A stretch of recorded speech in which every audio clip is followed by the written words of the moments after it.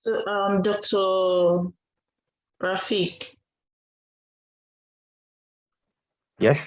Okay, so you're going to be starting first, and then Dr. Chris will do next. All Is right. that okay with you? Yeah, it's okay. Okay. So, how is your preparation? We're trying. Okay.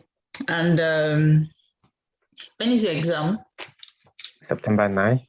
September 9. Oh, it's very close. Okay. So I wish you all the best, and I believe you should perform very well in this particular question. Amen. Thank you. It's okay. So let's begin now.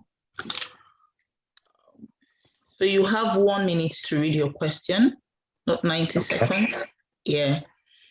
I'm reducing the time so that you could get used to reading your question within a very short time, and then getting all the details you need to know.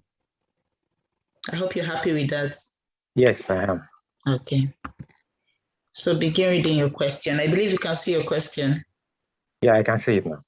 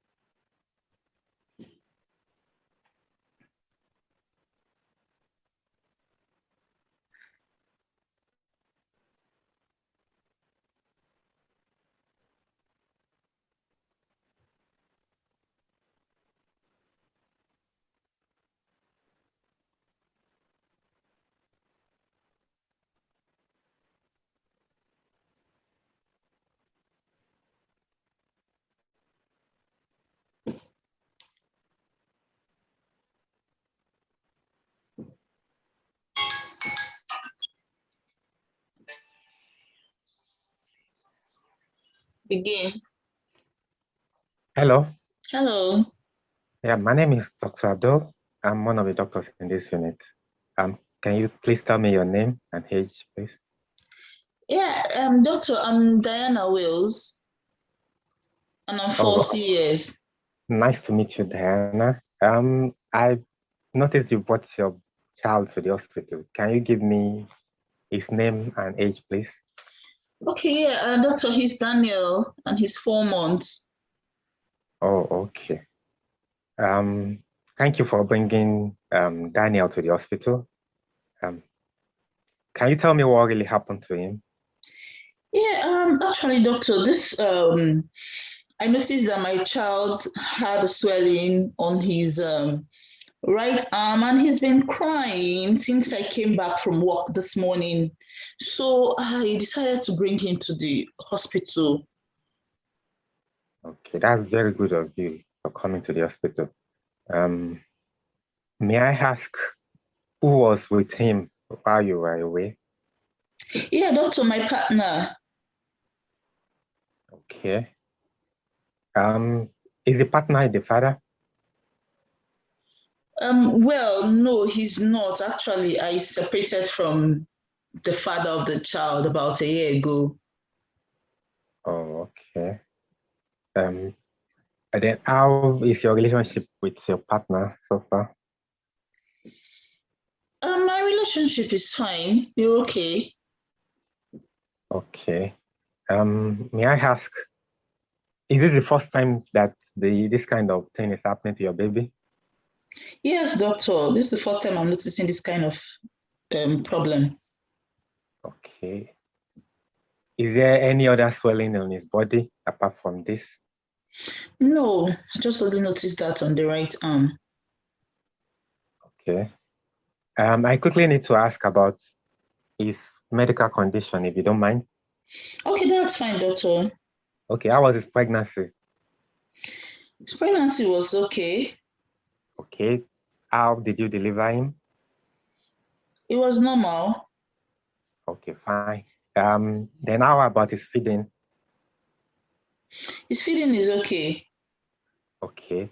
Has he taken all his immunizations? Well, not all, but the ones for his age he has taken. Oh, okay, that's good as well. How about his development? Is it compared to his age mates? Well, I think he's okay. I'm happy with his development. Okay. What of his red book? Is he okay too? Yes, so far. Okay, that's lovely. That's lovely. Does he have any medical condition that you want to tell me about? Well, doctor, I don't know of anyone. Okay, that's good. That's good. Okay. Any family history of any medical condition that you want to tell us about as well? Um, well, my father had a heart attack, and my mom had an ovarian cancer. That's all I can remember. Okay, that's good. Thank you for telling me all this. Um, when your child was brought to the hospital, um, we examined him and we carried out some tests. Do you want to know what type of test was done for him? Yeah, sure, doctor. Because I've been Okay, really worried about him. I mean, he had an X-ray done on the affected hand. Okay. Do you, okay. do you have an idea of what the result might be? No, doctor. Okay. The X-ray shows the swelling on the affected hand, and it also shows that there was fracture of the hand. Fracture of his hand. Yes. Wow, doctor, how did that happen? How did that come about? That's why I need to ask you, did he fall down? Do you know, maybe your partner told you maybe he fall down? Well, I didn't get to discuss about what happened because my partner didn't tell me anything that happened to my baby. When I came back, he left for work immediately, so we didn't get to discuss anything. I really just discovered it myself, and that was why I Oh, brought him down. And I've not been able to contact my partner. okay. Okay. All right. Okay, but it's an undisplaced fracture, which is good and it's treatable. Okay. Do you have any other concern that you want us to address? No, doctor. So, doctor, you say it's treatable. What are they going to do for him? I'm really worried. Okay, what we're going to do is we're going to immobilize the hand. We're also going to give him painkillers for the hand. So, doctor, we've been here for about 1 hour now. Nobody has given him any painkillers yet. No, he's being attended to by my colleague, and that is being done already. Oh, okay. That's reassuring. Okay, and his hand is being immobilized already. Most likely, we're going to put the hand in a cast for at least 6 weeks. A cast. Yeah. Oh, doctor, that's really scary. Okay. Hello. I also need to quickly find out because when this happened, we are curious. We need to find out what really happened. Have you seen any other scar on his body in the past? No, doctor, like I told you, this is the first time he's having any problem, any issue. Okay. Is there any other person that helped you to take care of your baby apart from your partner? No, it's just myself and my partner. Okay. Let me ask you quickly about your partner. May I know how old he is? Well, doctor, I mean, why are you asking about my partner's age? I just want to know. Okay, he's 42. Okay. Does he have any issue with the law? Doctor, I really don't understand where these questions are going to. I mean, Okay. uh, I'll let are you you know. suspecting my partner of anything? Not. I'll let you know. Does he take alcohol or cigarettes or recreational drugs? Doctor, I think that's a personal issue. Yeah. I'm sorry. I should have let you know initially. I'm sorry, but I need to know because when this happens in a baby like this, we need to rule out possibility of a non-accidental injury. So, doctor, you're saying it's my partner that injured my son? No, I'm not saying that, but we need to find out what really happened. But doctor, I'm really confused. You told me it's a simple fracture that can be handled. So why are you asking me all questions about my partner? I'm really confused. Because when this happens to children like this, we need to do safeguarding of them to be sure that it will not repeat itself again. So we have to investigate properly. Thank you.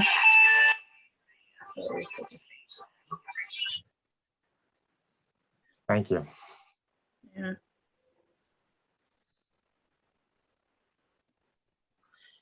Okay, so we'll come back to your question.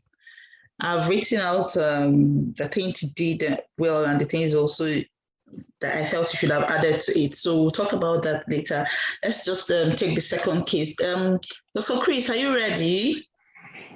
Yes, I'm ready. Good morning. Good morning. And how is preparation for your exams? I'm trying my best. I hope you're not getting worked up too. Just a bit. A bit. You need to relax, you know. The exam is something it's just a normal thing you've been doing, seeing patients. So it's not anything different. It's just that you need to act and add some extras to it, which I believe you can do. Yeah. Yeah, so you just need to be confident about that. Okay. So when is your exams? 24th of September. Okay. So you still have some time, but it's still close. Okay. So we'll go over to your question now. Are you ready to go ahead? Yes, please. Okay. So Dr. Chris, that's your question. Please begin reading. You have 1 minute to read, prepare your question. Okay.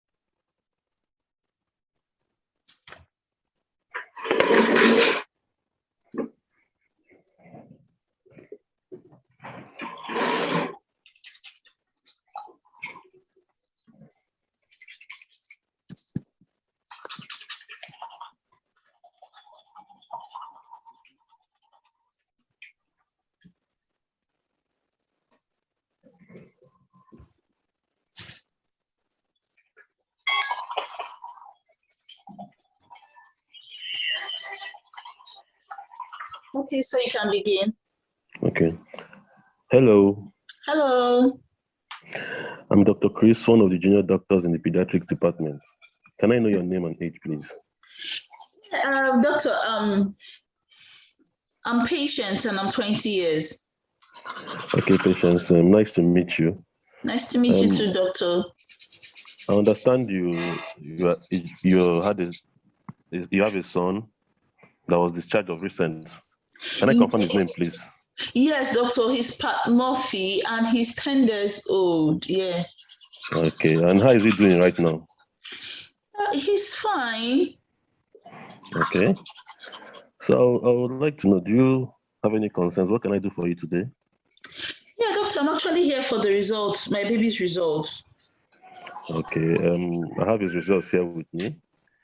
But if I would just like to ask you a couple of questions, if you don't mind. Okay, that's fine, doctor. Okay. So I'd like to know, how is he at the moment?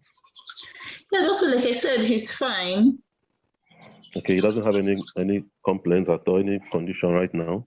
No, none at the moment. Okay, I'd like to know how was his experience with his how was your experience with his pregnancy? Well, the pregnancy was fine. Okay, and what about the delivery? How was it? It was also okay. Okay. So far, has he gotten any jabs since birth? No, doctor, he's only 10 days old. Oh, okay. And how do you see his development? Any problems? No, for now, no. Okay. So I have your results here with me. I just want to ask you a few more questions about your personal health, if you don't mind. Okay. Okay, I'd like to know, do you by chance have any discharge from your front passage? Okay. No, but doctor, I'm here for my baby, not myself, actually. Okay, yes. I understand that, but from the tests we've done, I just want to put things to perspective so I can give you a clearer picture of what might be wrong with parts. If that's okay by you. Okay, so but doctor, how about his results? Okay. We took a swab from his eyes. Yes, yes, And yes. we have the results here.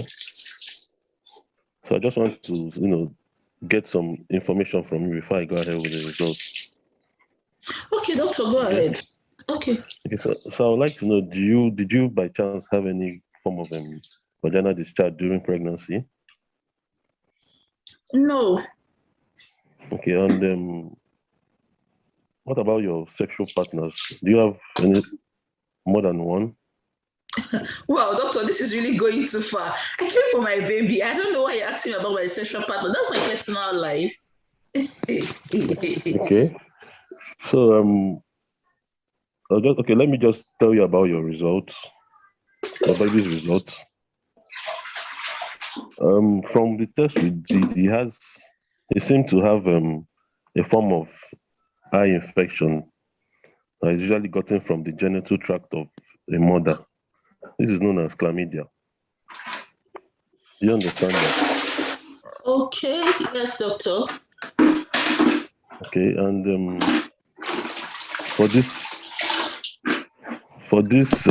infection, we've been able to give him some eye drops.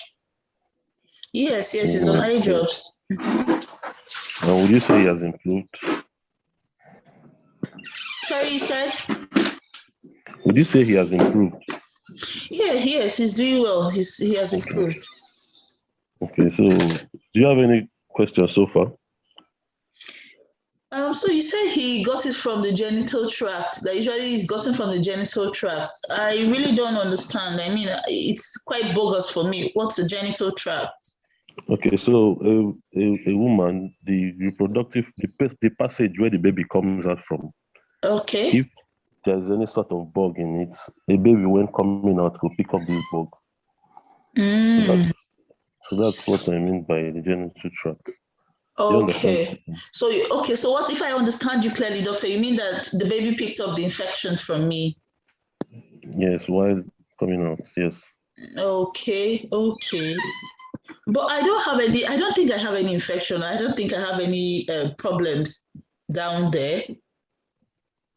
Okay, so sometimes this bug, when there, might not show you and give you any signs, but might just be there.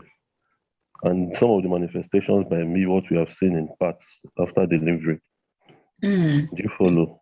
Yes, I understand. So going forward, it will be good you continue giving Pat the eye drops have been prescribed. Okay. Okay, so like I was asking before, do you have any aside Pat's father, do you have any other sexual partners? Well, doctor, though I may not understand the reason why you're asking, but I don't. Okay, that's fine. So do you have any questions now? No, doctor, it's okay. Since Pat is fine, I think probably we'll just continue with the treatment that, like you said. Okay. Yeah. So if by chance Pat has any more problems like discharge from the eyes or runs any fever, please do well to bring him back for more checkups. Would that be fine? Okay, that is fine, doctor. Okay, and I'll be giving you some leaflets for you to read more about this infection of the eyes called chlamydia. Would that be okay? Okay, that's fine. Okay.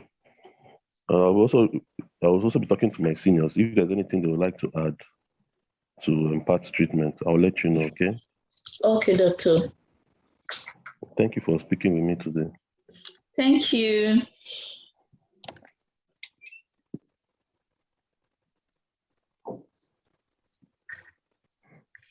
Okay, you still have some time left. So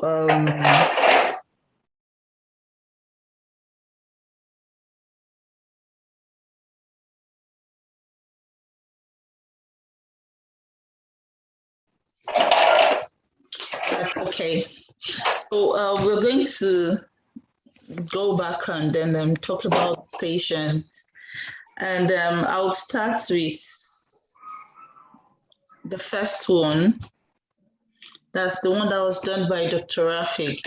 So Dr. I encourage a two-way communication. So I would like to ask you, how do you think your performance was? Well,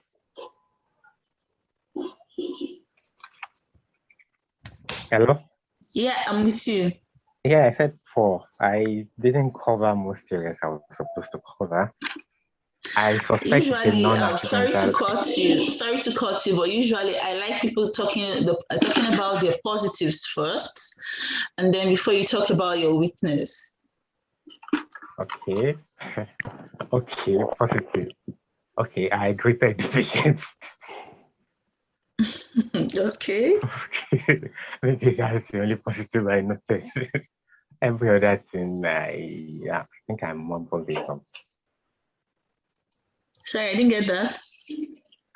I didn't manage my time well. I didn't get to conclude well as well. Okay. Okay, so I'll just give you a quick feedback, and I would like, usually when I'm giving feedbacks, I like to tell people just exactly as it is. It may come out really hard, but it's good so that it prepares you for the exam. If I pat it up and then make it feel like, it's not like you performed poorly, so don't get me wrong. I'm just really trying to tell you how I give my feedbacks so that you don't misconstrue it or misunderstand it and then feel like, oh, she's too hard. She's not. No, at all. In fact, it's better for you to be hard. I'm even hard on myself already, so don't.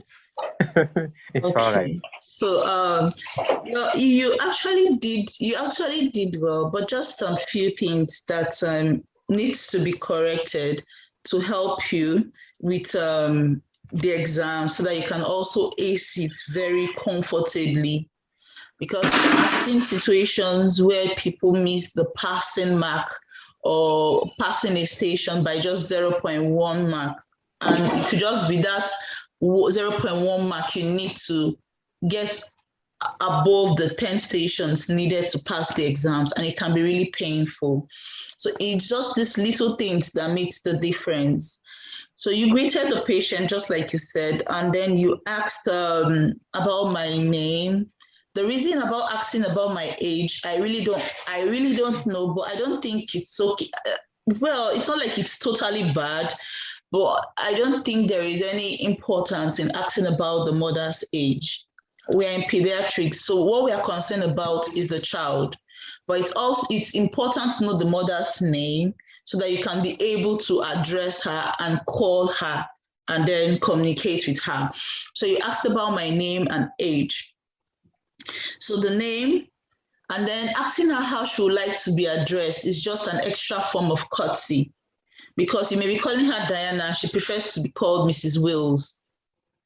So that was something you left out. And then, okay, now coming down to the history parts. I don't know if you're with me, Dr. I'm with you. Yeah, Okay. I am. Okay. So if you feel I'm too fast or you missed anything, just stop me and let me know. Okay. So, and then you asked the mother what happened, why she came to the hospital this morning. She told you you didn't explore further on what happened. You just moved on quickly to asking about the partner and all of it. Usually the history, there are things you need to explore in the history. The mother tells you, I noticed a swelling of my baby's right arm and my baby has been crying. When did you notice it? There's the other para for symptoms that are non-painful. Since she didn't use the exact words of pain, so going with odd para is the best approach to exploring the symptoms more. So you did not explore the symptoms of this patient.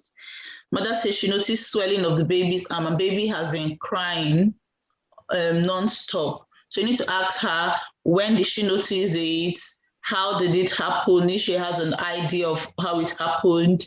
And then does she think it's getting worse? Has she tried anything for it? Does she feel the baby is, things are getting worse with the baby? Or is there anything she does that helps make the baby feel better? And then you go ahead with that. And then when you're done with that, now you try to find out what could be, you have to say, what could be the cause of a swelling, possible cause of a swelling in a child 4 months old? Could it be that the child fell? What exactly is the issue? So you need to ask her about trauma, any fall, any injury to the baby's arm of any sort. And then she tells you, oh, the partner, she doesn't know much. The partner was the one with the child. Okay, did she speak to the partner about it? Now, this particular station is a case of a non-accidental injury.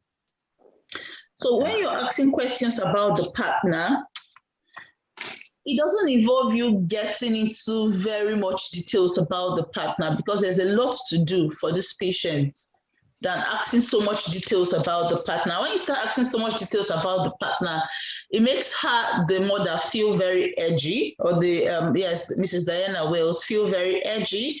And she begins to wonder, are you suspecting my partner just like that or something? So you want to be careful of not judging the partner already without knowing more information.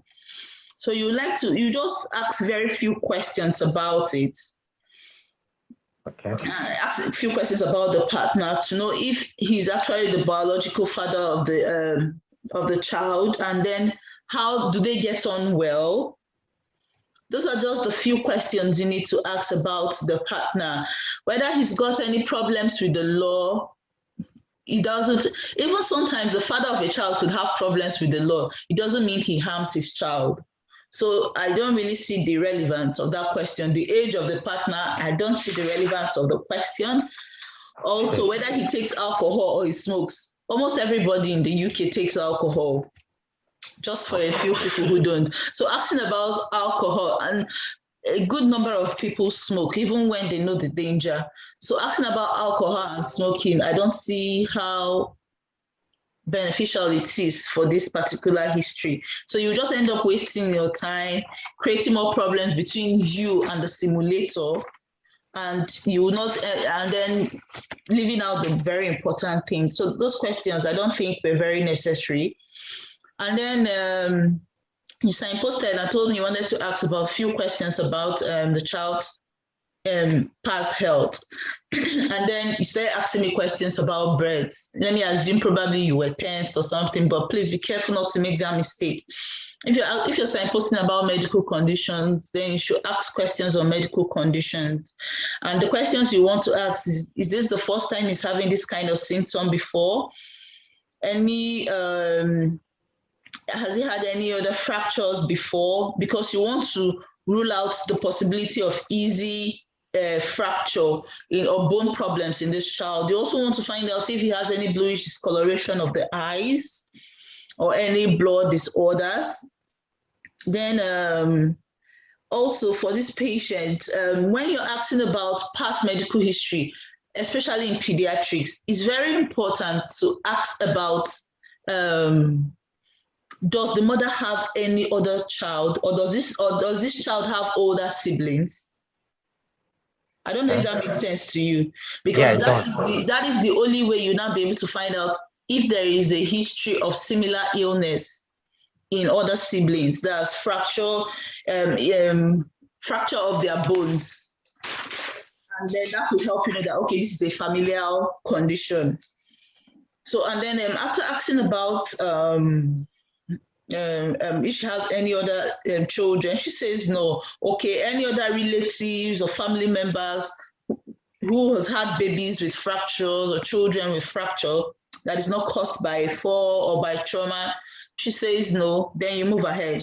Now you ask me about family history. You asked me a broad question about family history.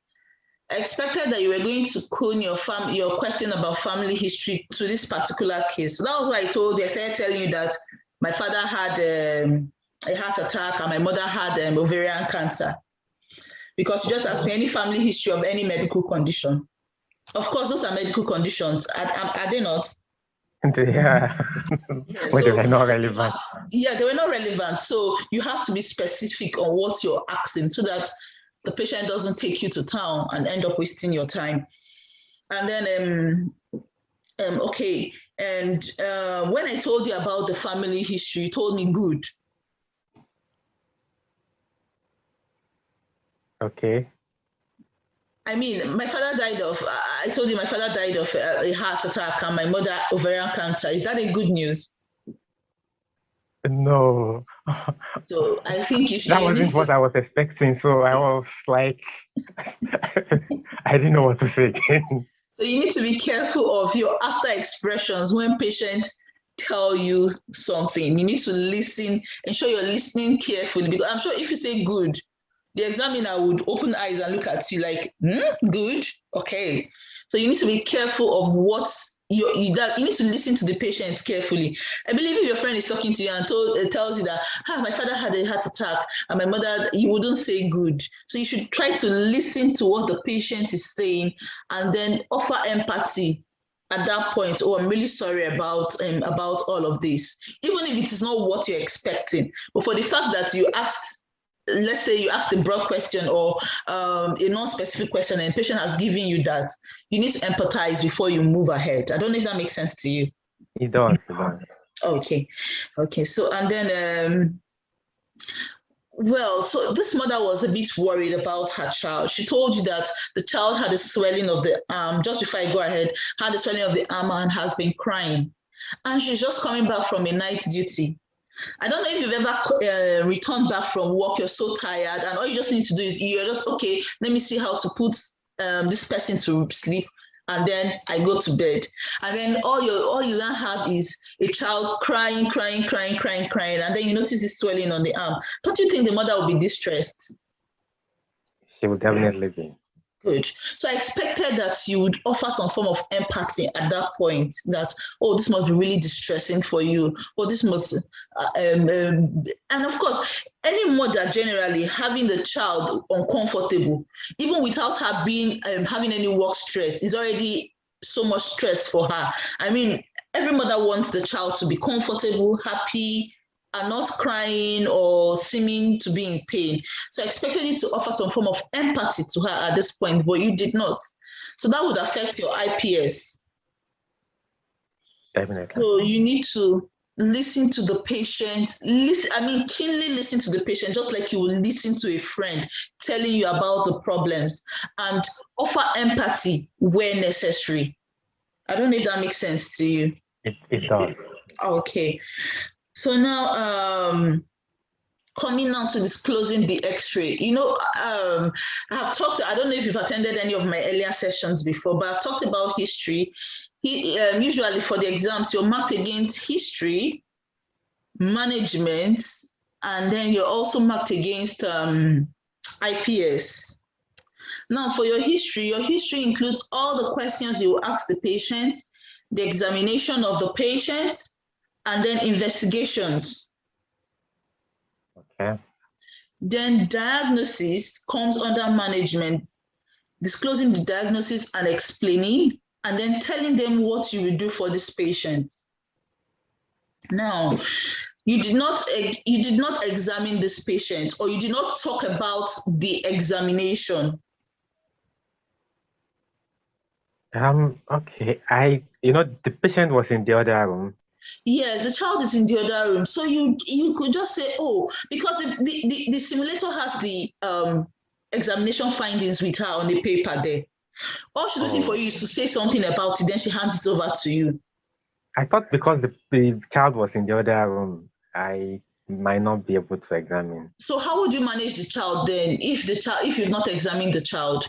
So even if it's a phone call conversation you're having, you say, ideally, I would like to examine your child, or now this woman, you're talking with her face to face. So now what you need to tell her is, okay, so what I'll just do now is that I'll go quickly to examine your child, because your child is with my nurse colleague who is taking care of her or taking care of him. So I'll go quickly to examine your child, and then I'll come back to you to discuss the my findings, and then also investigations that we need to do and the ones we've done. It's very simple, and then she'll stretch out the paper to you. So, but when you don't say anything about examination, they will not give you. And that is already, that reduces your history score already. So even if you are taking so well the history, and you left out examination, you left out investigation, it will be difficult to have more than 2. Right. I don't know if that makes sense to you. It does. Okay, so now you talk about examining of the patient. So now, since you're already suspecting a non-accidental injury in this patient, of course, you want to check the observations of this patient, do a head-to-toe examination of this patient, examine the right arm that is having a problem, and then also still examine other parts of the body to look for other signs of fractures or injuries. So you need to say this out clearly, because this is what will help you fetch your marks. And then the next thing, you move on to investigation. For this patient, I felt because you already knew the station, so you were just working with non-accidental injury, you didn't think that there could be other causes of a fracture. So please avoid going into the exam. Even if it's a station you already know so well, do it as if it's a station you're meeting for the first time. Because I guess if you were meeting this child coming with a fracture for the first time, you would have thought of other possibilities before thinking of the partner being responsible for the fracture.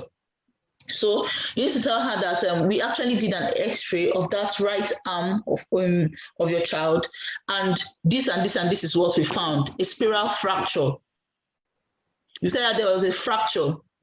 Now we call this kind of fracture a spiral fracture, and then you now tell her that well, this is a fracture that is not very common in children, and especially for your child who is 4 months old.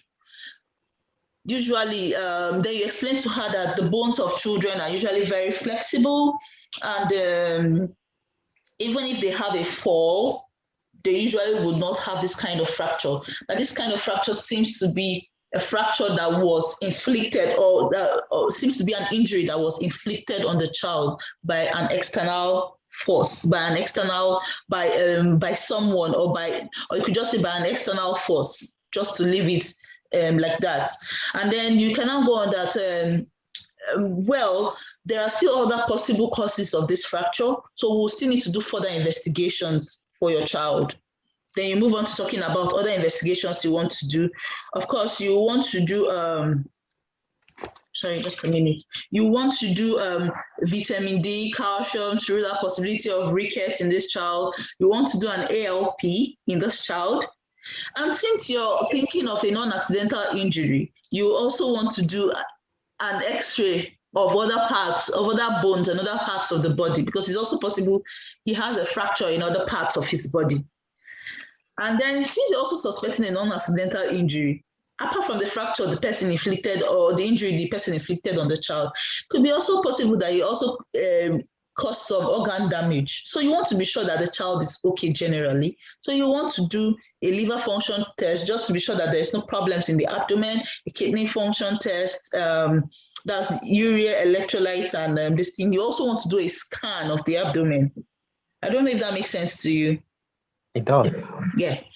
So then afterwards, you now move on to your management of the patient or diagnosis. So now the diagnosis here is not, you wouldn't say non-accidental injury. You would rather say, you rather tell the mother that this is a fracture, just like you've told her. And you told me fracture of the hand. I want to believe that you're very, very much aware of your anatomy. When you say hand, I'm sorry, I don't have my video, or maybe I will have to put my video on just to show you when you say hand, what that means. Okay. So this is hand. This is hand. Oh, okay. So you need to be careful. You need to be careful what you're telling the patient. Fracture of the hand is different from fracture of the arm. You wouldn't want to use humerus because humerus is a medical term. Medical terminology. Humerus is a medical terminology. Sorry, please, I would appreciate if every other person could mute their mic apart from Dr. Jerry.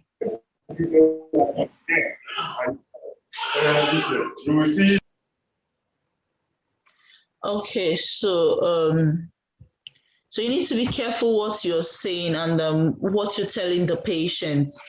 So it's a fracture of the arm, the upper arm particularly. So, and then you now move on to your management. Telling the mother that we're going to give painkillers for the fact that your nurse colleague is already looking after the child. Usually here, the nurses don't necessarily wait for the doctors to prescribe a painkiller to give to the patient. The nurses have the ability to give painkillers to the patient while waiting for the doctors to see. I don't know if you're with me. I'm with you. That's what I told her. I said the painkiller has already been given. I had to tell. I was the one who asked you. I said, "So, doctor, I've been here for over 1 hour. You mean my child is still in pain still now?" Before you now said, "Oh yes, your child has been given a painkiller." So you need to be careful about that. If this child is already being looked after by the nurse, obviously the nurse should have given a painkiller. Okay. Yeah. So okay, so management has to do with painkiller, and then you now talked about the fracture. What will be done for the fracture? And you said we're going to immobilize the fracture. I believe you were not referring to yourself because an FYT doesn't have the rights or the ability to immobilize the fracture, especially in pediatrics. So you need to at this point involve your seniors, because you would also need to involve the specialist team, that's the orthopedic team, to come see the child and then manage this fracture appropriately. I don't know if that makes sense to you. Yeah, it does. Yeah. But while waiting for them, we could just put a splint. Yeah, put a splint, yes. But the management of the fracture is solely the responsibility of the orthopedic team. Okay. Yeah.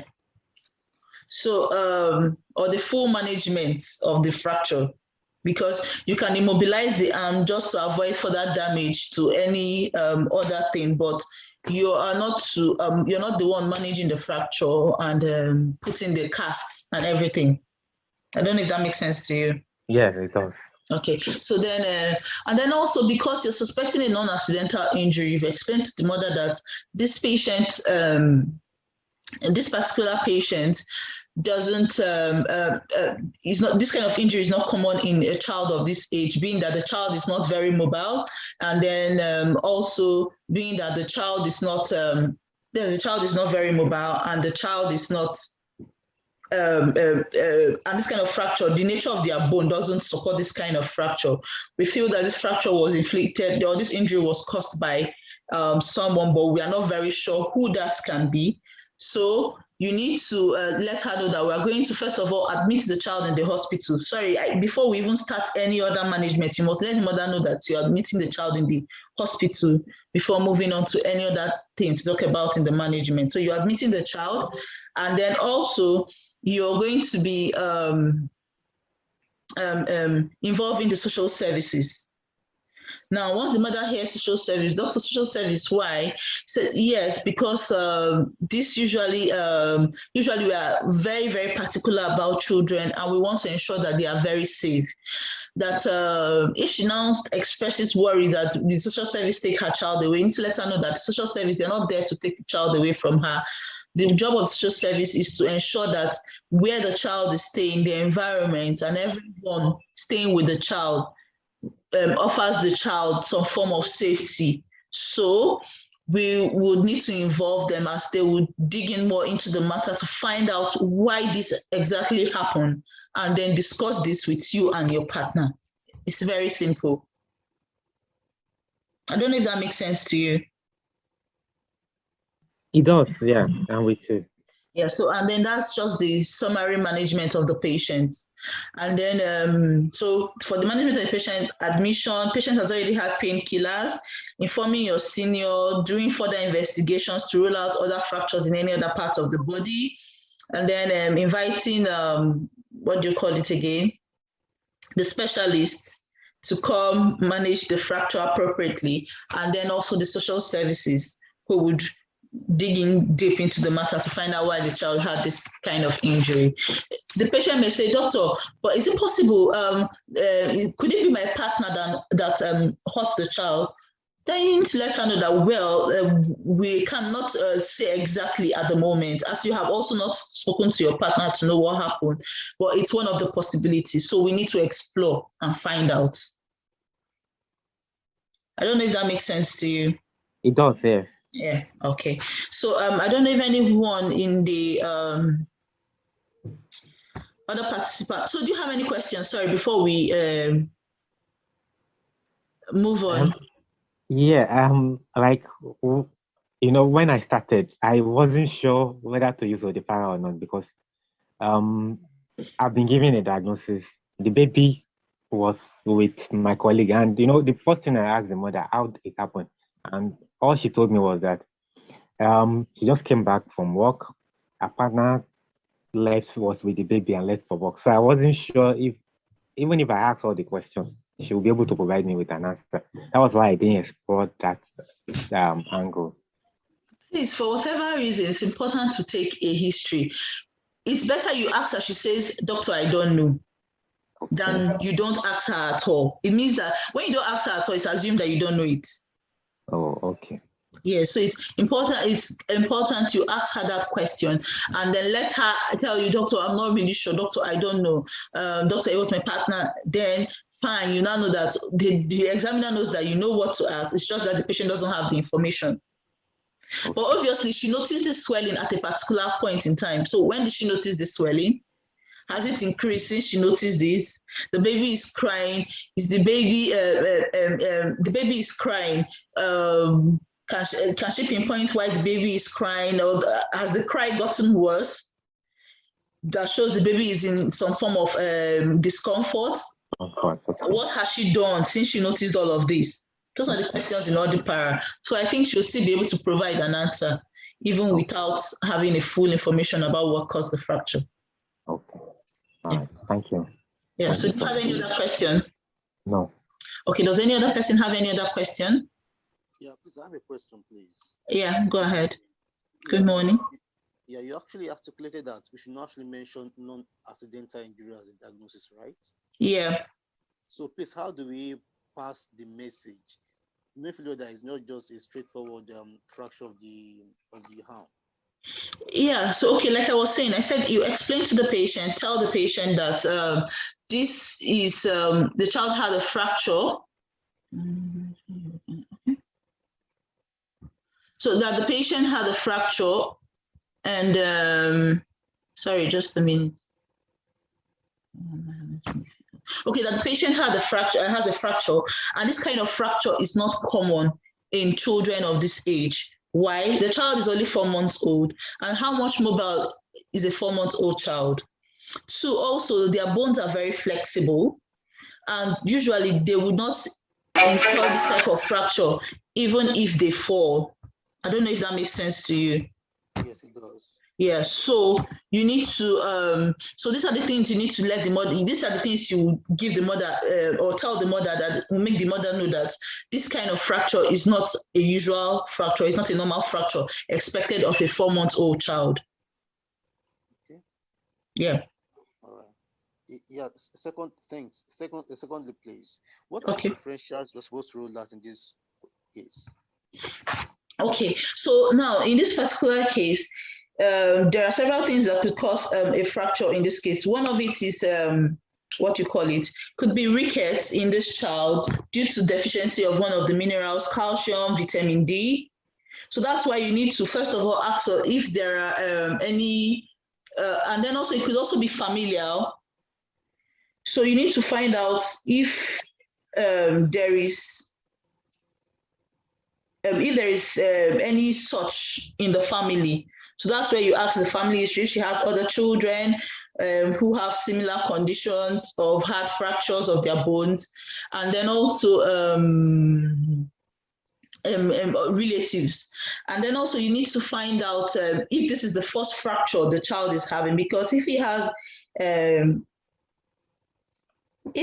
a condition that allows him to have easy fracture, then the child would have had a fracture even from just normal handling of the child, picking up the child, lifting up the child, moving the child, or even normal movements in a child. The child would have had what do you call it? Would have had a fracture before now. So those are the questions you need to ask. And then also some connective tissue disorders that causes bluish discoloration of the eyes and all of it.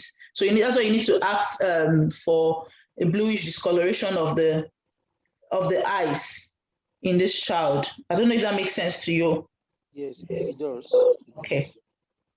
Yeah, thanks. You're welcome. So any other question from anyone before we move on to the second?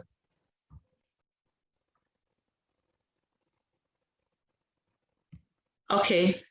So just to reiterate, we have private mocks and we organize private mocks. So if you need further help, you can always contact via WhatsApp. I'll put this number on the chat now so that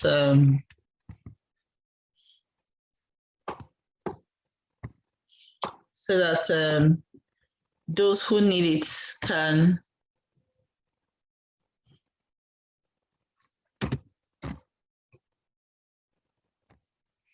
Okay, so we move on to the next question, and then which is the second question.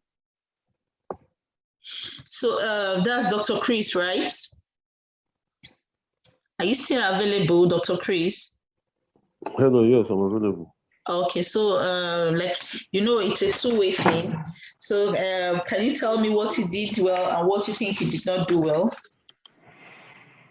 Okay, after listening to this feedback, it's difficult to say if I did anything well. Aside introducing myself, a lot of things I didn't do. I should have examined, should have better managed the patient. So if you give me your feedback, I'll learn. Okay, I love the way you summarized it. So you made it very easy that I couldn't catch you to tell you go back to tell me your positives. Okay, that's fine. So we'll just go back to talking about the question. So this question is a case of a chlamydia infection. Of course, the diagnosis has been given to you in this for this particular case. So you're not actually making a diagnosis now. It's more like counseling the mother and counseling the child.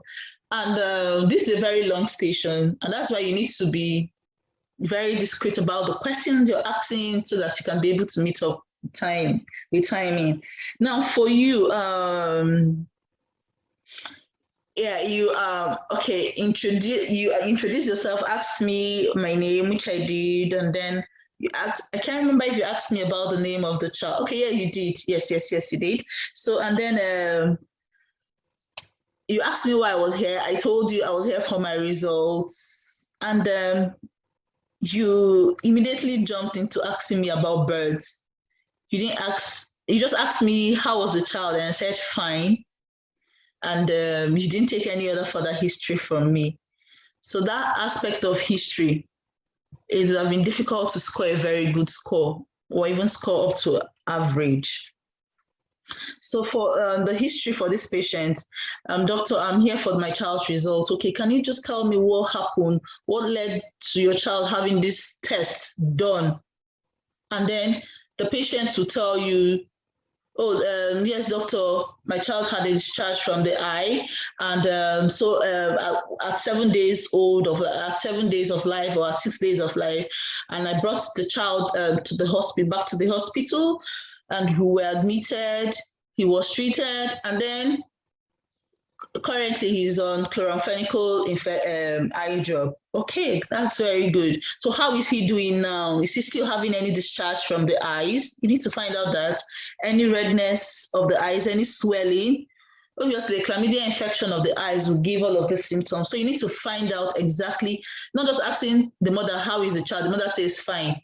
You need to ask directly to be sure that, to let the examiner know that you know these things. You know what could be the possible symptoms, and you're asking to find out if this, because you could ask me, how is the child? I'll say fine, but it could be that he's still having some issues. So you need to ask directly to find out, to be sure, so that even if there is any legal implication tomorrow, your notes state it very clearly. The mother said no eye swelling, no this, no that. So you need to ask your questions very clearly and be very specific. I don't know if that makes sense to you.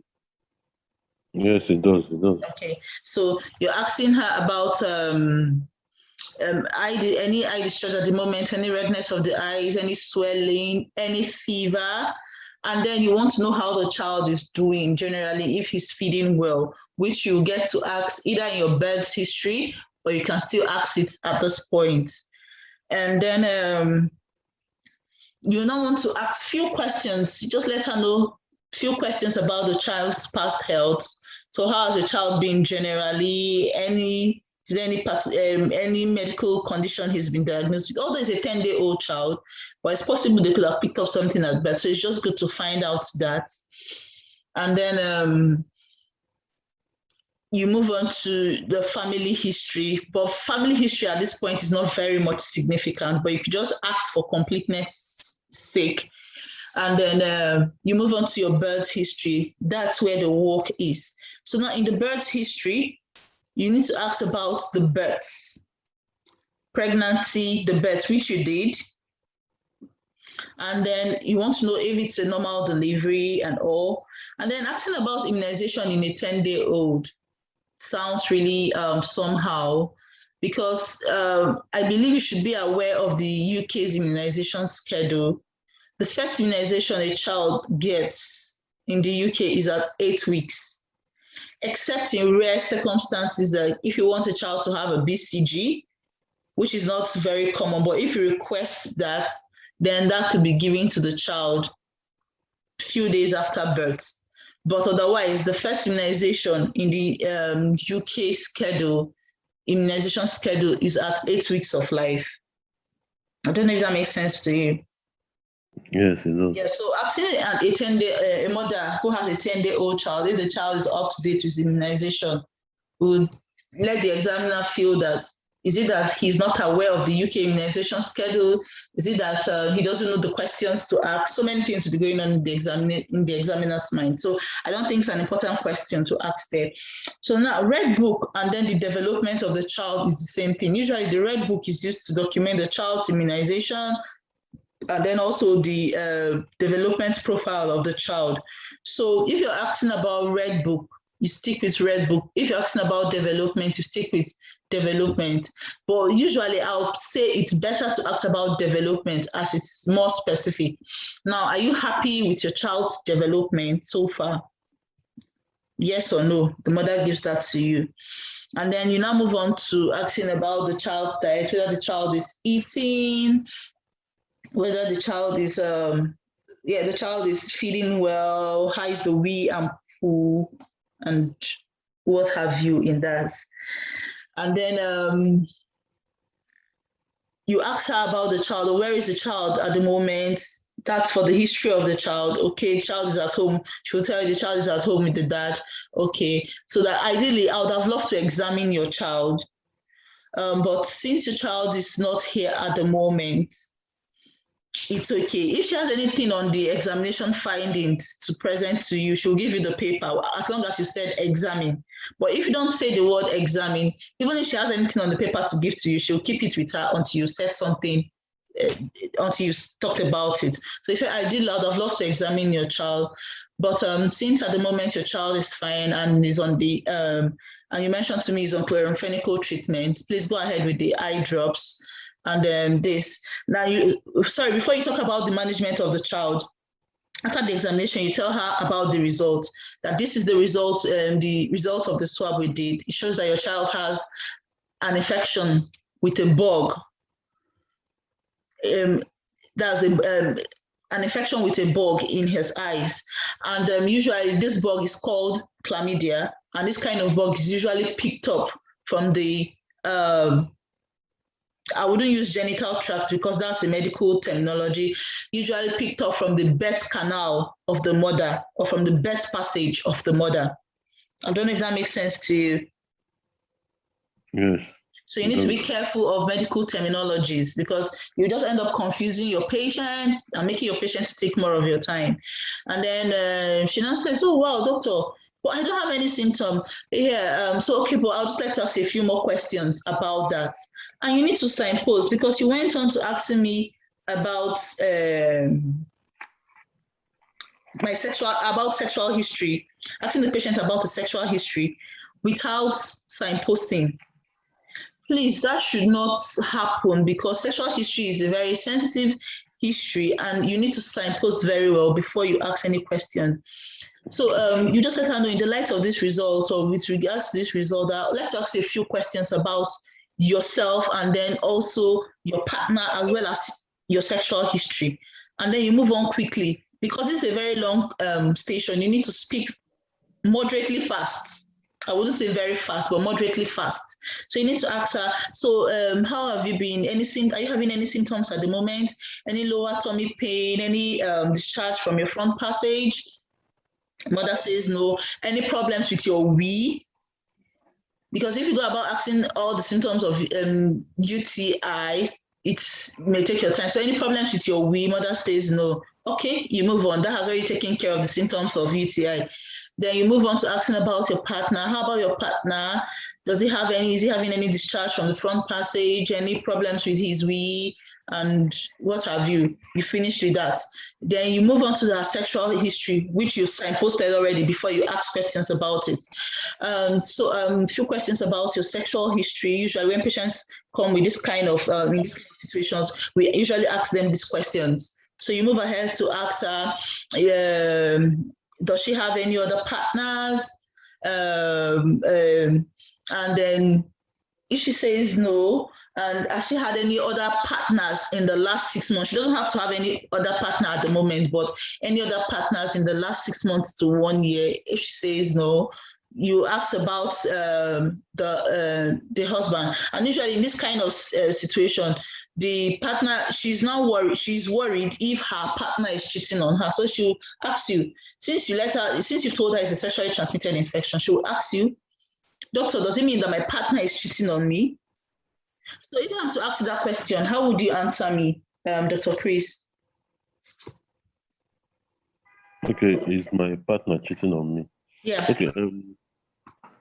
I'm sorry if I made you feel that way, but it would be a difficult question for me to answer.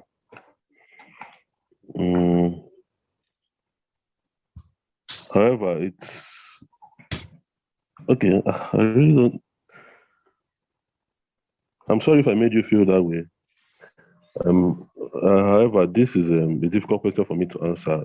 Usually, this is a sexually transmitted infection. I'll leave you to discuss this issue with your partner. Okay. Well, that's a fair answer, but it still leaves her with the fact or with the doubt that possibly my partner could be cheating on me. So you need to let her know that, just like you said, I'm sorry if I made you feel that way. You may not necessarily need to say that, but you could also say that, sorry if I made you feel that way. But usually this bug I talked about is a bug that could stay in your genital tract for a long time or in your birth passage for a long time without manifesting any symptoms, and could also be in the sexual tract of both male and female without manifesting any symptoms. So it could be that you got this from your previous relationship, or your partner got it from his previous relationship. So it doesn't necessarily mean that your partner is cheating on you. I don't know if that makes sense to you. Yes, it makes sense. Okay, so and then afterwards, now you have to also manage her, because for the fact that she has this chlamydia, sooner or later she will begin to have symptoms, and you don't want to wait for her to begin to have symptoms and complications. So you need to also manage her. So now you tell her that it's important that we give you some treatment for this, and then also it's also important that your partner gets some treatment for this. So for this, we'll need to refer you to the gum clinic, where other investigations will be done to rule out other sexually transmitted infections, and then you'll be given some medications for this. Are you happy to go ahead with this? You chunk and check, just to make sure the patient is following you, just to make sure it's not only your voice that is heard, just to make sure that the patient agrees or is in tune with your treatment. It's not only your agenda you're portraying. So you need to chunk and check. You need to be sure she's happy with your management or with your line of management. So those are important things you need to ask. And then you also need to let her know that she needs to bring in her partner for treatment. So in whatever way she's bringing in her partner, either through partner notification program or she telling her by herself, then you need to do that. I don't know if that makes sense to you. Yes, it makes sense. Okay, so that's the management for the mother and the partner, and then also the management for the child is for the mother to continue the chloramphenicol eye drops. And if at any point she notices that the child's eyes has become red or is beginning to run fever or shying away from light, which you did, you signposted, you safety netted, which was a very good thing you did, then let her bring the child back. So the management, you manage the child's management is to continue treatment, and then you safety net. The mother's management is you have a discussion with your senior, refer her to the gum clinic. She needs to bring in her partner for treatment as well. Okay. So do you have any questions? Yes, thank you for the feedback. But I would like to just know, when we want to get history about the mother's sexual relationship and all that, at what point in the whole scenario do we bring it in? Like asking about sexual history. For this, there is no hard and fast rule. There is no hard and fast rule for this. Mm-hmm. You can bring it up even before you tell her about the result. But for me, I feel it's better you tell her about the result, because when you now start asking her questions about herself and about her sexual history, I don't know if you are the one now, you came in for the result of your child and someone starts asking you questions about your sexual history and about yourself. Doesn't it sound weird to you? Yes, I think, yes. It sounds so it's best to give the result. Yeah, give the result. So, and then let her know why I'm asking the question. Okay. Yeah. Okay, thank you very much. Yeah. So is there any other person who has a question? A question on either the first station we did or the second station we did? Please, rather than typing the question, it's better to unmute yourself and ask the question. It will be faster and help every one of us.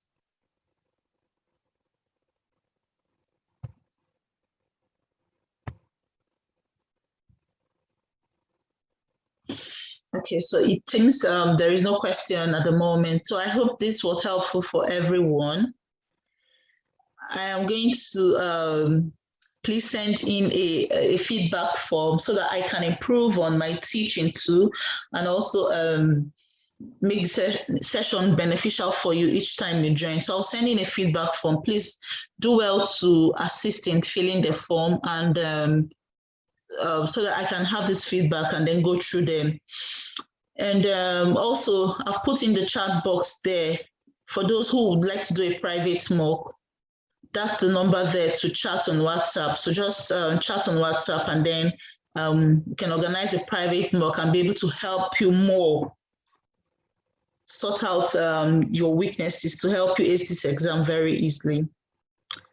So thanks to everyone who attended the session this morning. Thank you very much. Yeah, bye. Thank you very much. Yeah, you're welcome. Thank you. You're very much. welcome.